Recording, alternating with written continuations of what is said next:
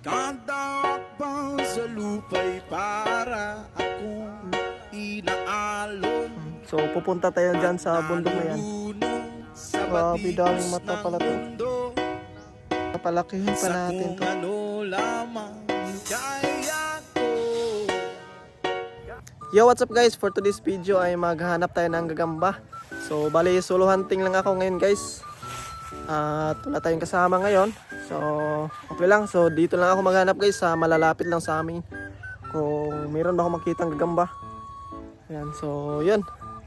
At dyan lang sa mga gilid guys. Dyan. So yun, update ko lang kayo guys pag may makita ako rito ang gagamba. Okay, let's go. So yan guys, may nakita ako dito ang gagamba. Nasa dahon ng shapo. Yan guys, so dito. Medyo maliit lang siya guys. Ayan guys, so nasa ilalim. Dito.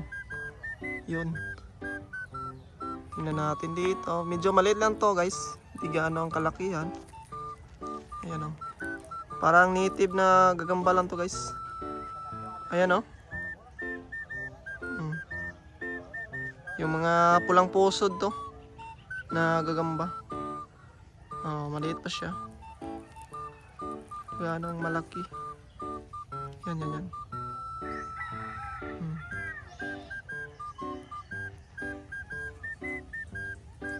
Ayan. So balik natin dyan. Okay. So yun guys, hanap tayo ng iba.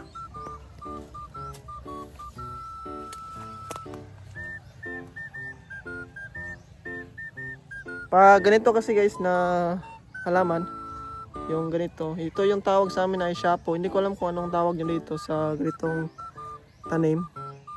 Ito. Kadalasan kasi magkuhan dito, magbabahay nagagamba yung mga yung pulang pusod. Yun. Maraming gagamba guys pag ganito yung halaman. Yun. So bihira na lang ka makita kung hindi pulang pusod.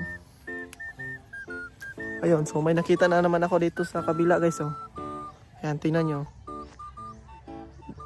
Kanina guys, nandun yung gagamba. So may nakita na naman ako dito. Ayan oh. Nakatago din. Maliit din to guys. Ayan oh. Tingnan natin. Tandaan lang, baka tumalon. Yun, tumalon nga. Nandito. Sobrang liit niya.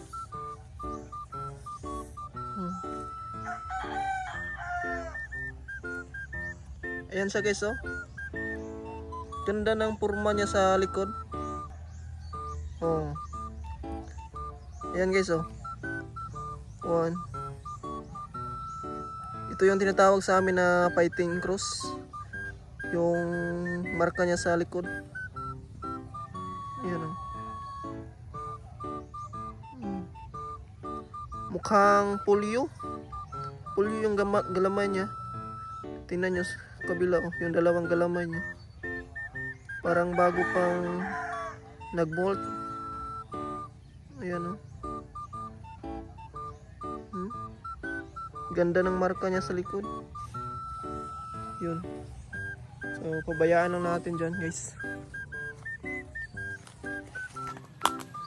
Ito guys, so may nakita ko ditong ayan, nakabukot na kuan dahon. So tingnan natin kung anong laman dito guys. Ayan guys, so tingnan natin kung anong laman dito. Tingnan natin kung gagamba ba to guys. Ayan o. Yun, nakita natin yung galamay. Ayan. Ay, hindi pala gagamba guys. Ano kaya to?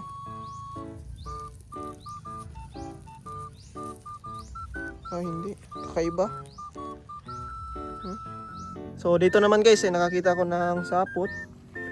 Medyo manipis lang yung sapot niya. Yun, tingnan nyo dito. Ayan guys, so yung sapot niya, sobrang nipis lang. No? Hindi gaano makita. Tingnan natin kung gagamba ba to.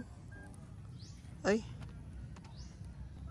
Kakaiba guys, hindi pala gagamba. Gagambang melon. Yun, sobrang liit ng gagambang melon. Ito yung tinatawag sa amin na pintik. Yun, parang melon talaga yung likod niya.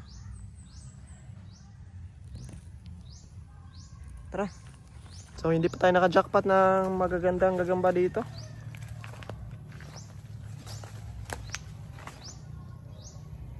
Ito guys, may gagamba dito. Gagambang melon din, dami ng gagambang melon dito. Ano? Pangalawa na tong gagambang melon na nakita ko. Mastig ng marka niya sa likod,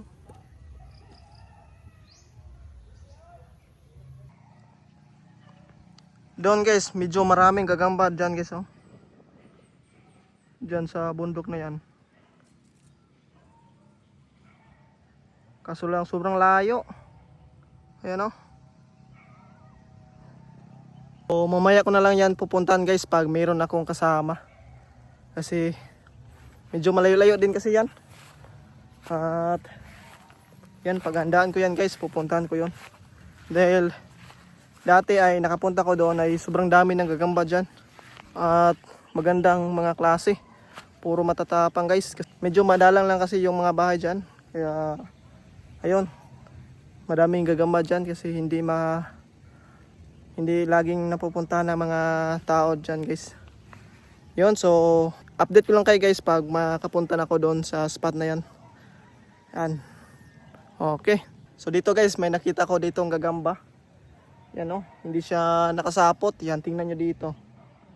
Nandito lang siya sa ilalim. Yan.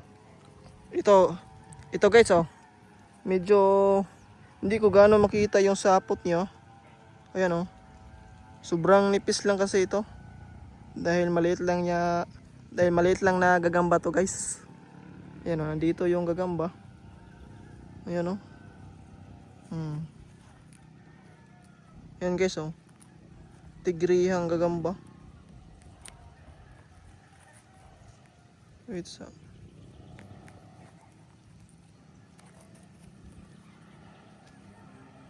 Natatabunan kasi. Yan guys. So medyo may kaliitan pa to guys, kaya papalakihin pa natin to. Ganda sana to, tigrihang gagamba. Yun. Okay. Diyan ka lang. So tara. So yun na nga guys, pauwi na ako ngayon dahil medyo mga maliliit yung gagamba na nakita ko ngayon dito. Kaya sa ibang lugar na lang ako maghanap ng yung magagandang klaseng gagamba. So pupunta tayo dyan sa bundok na yan. Dyan guys, di magano makita yung dyan sa banda sa may tower. Dyan tayo pupunta dahil sobrang ganda ng spot dyan guys. Yun, so hanggang dito na lang yung aking video. So kita-kits tayo sa next video ko guys. Salamat.